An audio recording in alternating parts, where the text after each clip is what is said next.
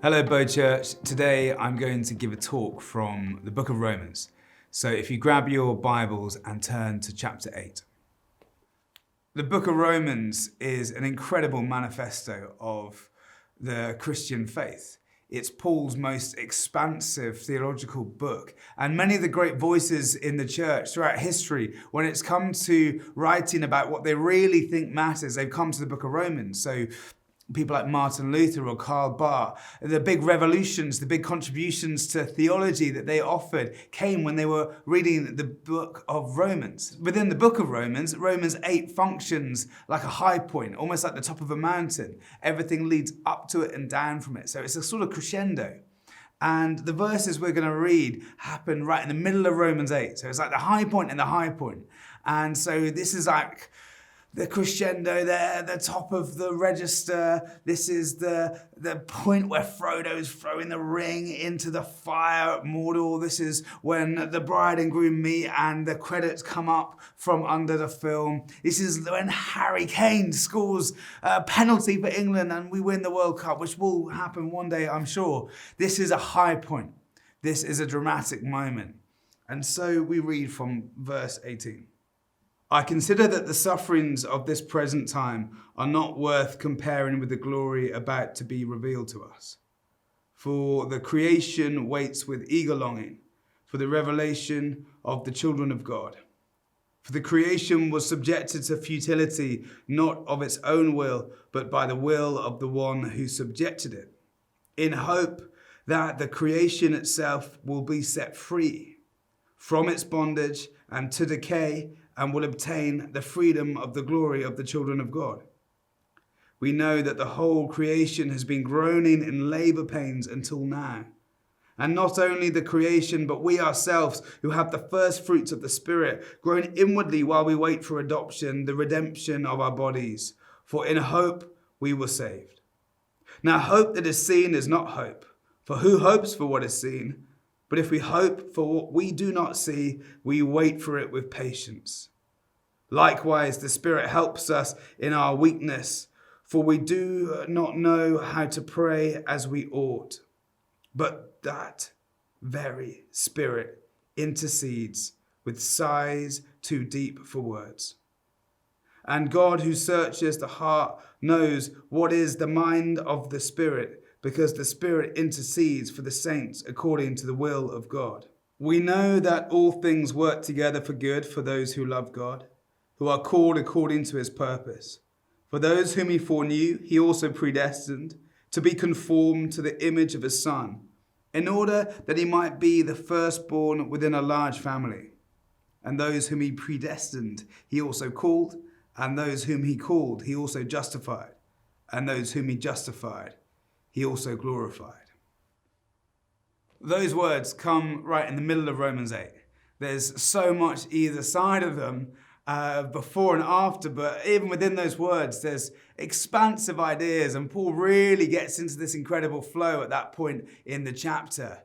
But the point that I want to make, and what I think the Spirit might say to us from these incredible words, is really quite simple, and it's all about perspective.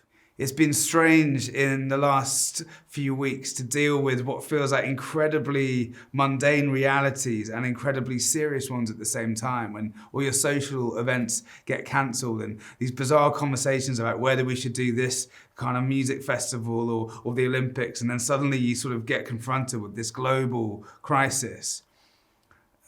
We do these incredible things as humans. We build skyscrapers, we master science accordingly every few years in a new discovery, and then find ourselves completely flawed when terrorists fly into buildings and viruses ravage the earth. We're not really in control. It feels perhaps humbling, and in fact it's more than humbling, it's quite terrifying the way in which suddenly our lives feel out of control. But I think the myth was always a myth that we were ever in control. I've had this experience personally of realizing just how frail we are, not just with the virus, but my friend Caleb died recently in a car crash. He was one of those extraordinary people, one of the most admired people I've ever met, and he was achieving so much. He was 31 years old, and no one could have planned or expected. In fact, many of us said at the time of his death, the whole thing feels laughable. He's such a man of life, and yet he's died. And he died according to some tragic, totally unplanned, chaotic incident, a car crash. Perspective is a powerful thing. The place from which you stand, how you view events in proportion to one another, affects how we can live meaningfully. Pressure distorts perspective. All of us right now are under extreme pressure. Just the sheer noise of this moment creates a massive and expansive world of chaos. And at the same time, we're in small rooms and shut away most of the time, away from one another, not able to think. And so pressure ruins us. It distorts our perspective, and we get totally hemmed in to situations that feel almost unmanageable. This passage opens up a world that's bigger than the circumstances we're facing. And our response to the story that we hear of in the New Testament, the story of God coming in humanity, God coming to live and die and rise, the story of Jesus renewing the world, starting now amongst us as church, and then one day returning fully. This is a story that actually changes our perspective. See, when we know Jesus, when we worship him, to give him worth is to magnify him. And whilst pressure distorts perspective, worship restores it.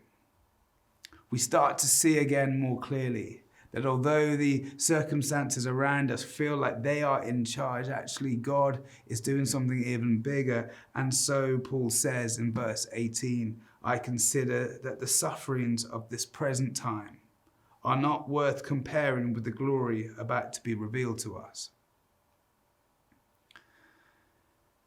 Now, you might say that sounds all very well, but the account we have of Paul's life was full of suffering, full of trouble and hardship and pain and persecution. He's not speaking from the armchair, but from the front line. This is a man who's experienced deep suffering.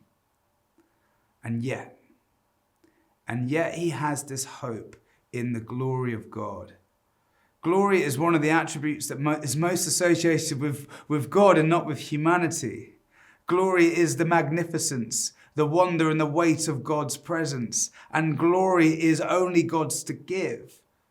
But God is generous with his glory. And as Pete Greig says, God's glory gets dirty in Jesus. He shares his glory with us. He comes to humanity to serve in humility. He dies and rises to rescue us. He goes to the depths and now will be taking us to the heights as we put our trust in Jesus. Turn towards him. He has taken us. He has taken us to a glorious place. But the place that we often call heaven is in fact merely just where God is. And the story that we're in is of heaven and earth colliding. And it can collide in you right now today as you put your faith in Jesus. So the glory of God is spreading. It's coming to us. And we are reflecting God to this world. And one day it will be all we know is the glory of God, the magnificence, the wonder, the might, the power, the splendor of heaven will be ours. But we know it from this soil. That hope we experience is experienced from where we stand now, which is hard. It's Paul's confidence in the future that allows him to continue. And he says, I consider that the sufferings of this present time are not worth comparing to. He sees what will happen ultimately to be far beyond, far greater than even the pain that he himself experienced. He goes on to talk about creation that was subjected to futility and of the creation that will be renewed in labor pains. And we know that pain. We feel the fragility and vulnerability of the world around us, the natural order. This microscopic idea of viruses that we can't even see actually having such an effect on our world. But what has been born in the shadows is a day of glory, a hope for the future of a renewed earth, of perfected humanity. Now, for me, that certainly means there won't be any spiders at the end of time when the new heavens and new earths are made. There will be no spiders, and there will probably be burgers for breakfast. But whatever you imagine about perfected creation is better than we ever hoped for, but tasted and experienced now in almost hints, in gestures, in the early sort of warming up sound of an orchestra, C.S. Lewis called it. It's that I remember every Good Friday, my mum would make hot cross buns. I would smell it coming from underneath my bedroom. It would wake me up. That smell of something around us. It's the answer to the desires in our hearts. It's what drives creativity and artistic expression. It's this wonder, this hope. C.S. Lewis talks about it almost like a joy being not just an experience of the here and now, but a joy that kind of lifts your head and makes you think of what's beyond. This paradox of it being not yet, but also now. Hints and gestures, hopes and rumours of another world possible. And amongst that, the pain of labour and the hope of rebirth. And so in this moment where we have a story that every now and again, when we come into alignment with it, wakes us up, brings right perspective. And as we worship Jesus amongst the story of what he's doing, pressure has been distorting our perspective, but worship is restoring it.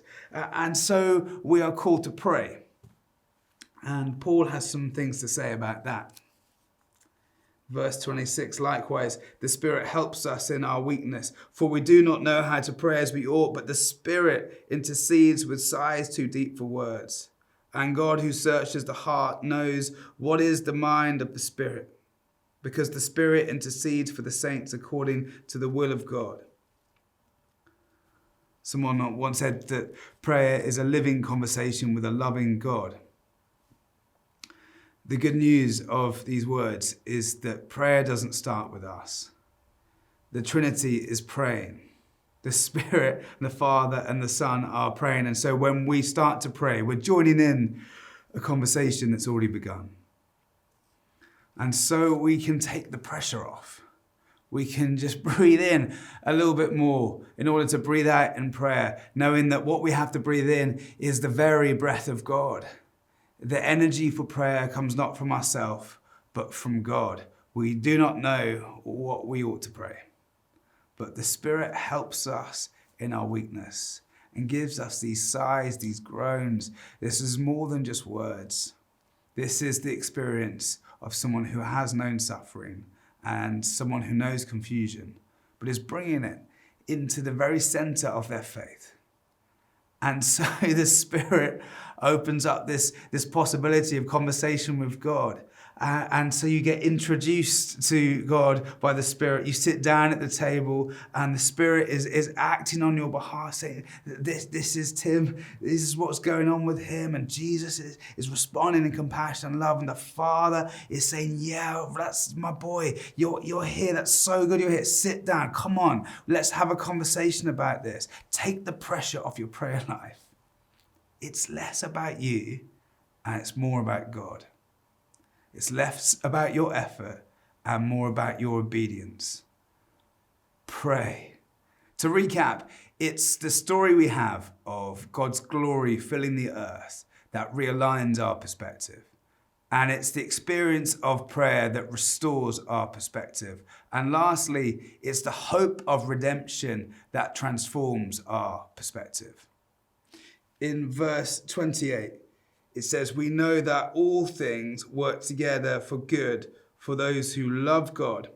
And then the sentence goes on into these incredible things, who are called according to his purpose. For those whom he foreknew, he also predestined to be conformed to the image of his Son, in order that he might be the first. Well, it goes on and it goes on. But the point is at the beginning, we know that all things work together for good for those who love God who are called according to his purpose, and it goes on. Now, the reason why I say that is this verse has been badly translated or badly used to say that God is causing all things and that all things are good and that God is doing all things, and saying that, well, you might say that this event or that thing is bad, but actually it's God is just using it for good.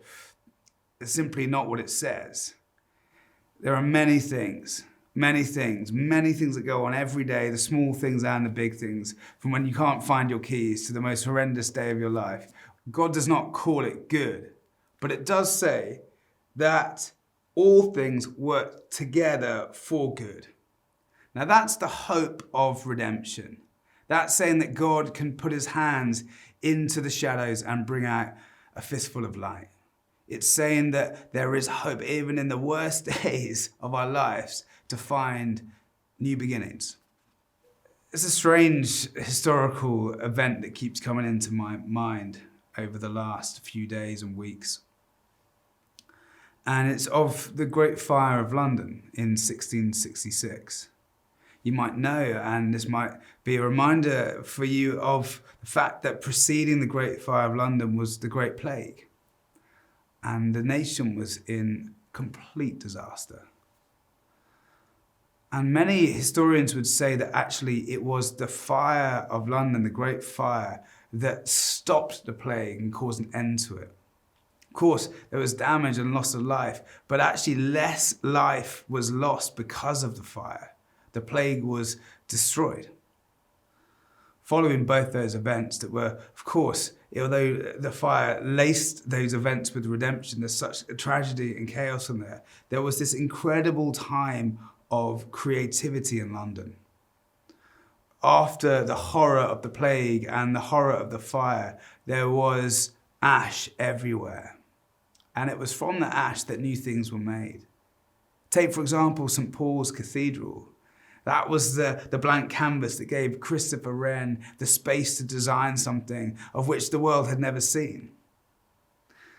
And at this time for us, as we deal with the reality of our present suffering, and that's beyond just a virus, it's just the condition of our hearts and the lives that we lead.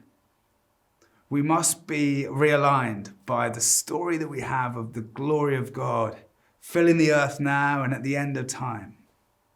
And as we enter into this relationship of love with God, this living conversation with a loving God, invited to the table, our perspective is restored.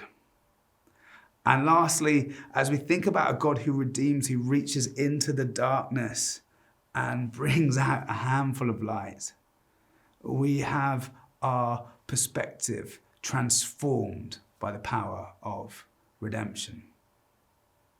Thank you so much for watching. That was the final talk in a series we recorded all the night that lockdown was announced, actually. But check back next week, because at the same time we recorded 4 more explaining something called Cedar. I hope you enjoy them.